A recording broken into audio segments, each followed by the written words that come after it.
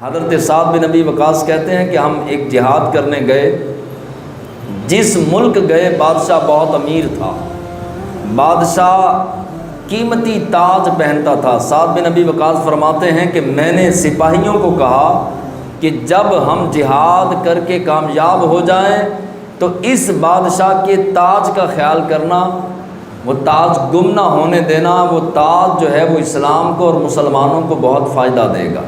آپ فرماتے ہیں کہ ہم نے جو ہے وہ جنگ فتح کر لی، بادشاہ قتل ہو گیا، لیکن جب تاج تلاش کرنا چاہا تو تلاش کیا تو ملا نہیں، بہت تلاش کیا۔ آخر کار سعد بن ابی وقاص فرمانے لگے کہ چلو آرام کرو، چھوڑو تاج کو، نہیں ملتا تو نہ ملے۔ سارے اپنے خیموں میں چلے گئے، رات کے سناٹے چھا گئے۔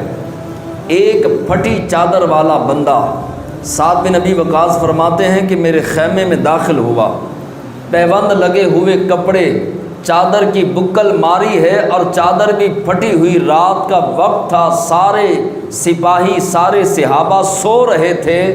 وہ بندہ آیا اور آ کر بکل سے وہی تاج نکال کر اس نے میرے سامنے رکھا، کہا حضور میں آ رہا تھا وضو کرنے کے لیے تو یہ میرے پاؤں کی ٹھوکر لگی تو یہ تاج مجھے ملا ہے۔ حضرت سعد بن ابی وقاص فرماتے ہیں میں نے اس سے پوچھا تجھے پتہ ہے کہ یہ تاج کتنا مہنگا ہے؟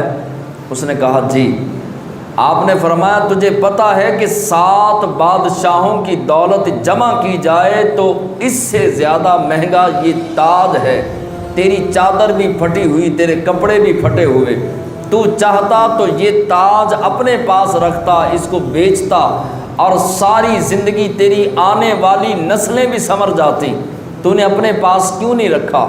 تو وہ شخص کہنے لگا کہ حضور آپ کو علم نہیں کہ جس نبی کا ہم نے کلمہ پڑھا ہے اس نبی نے سونے اور مٹی کی ایک قیمت ہماری نظروں میں کر دی ہے۔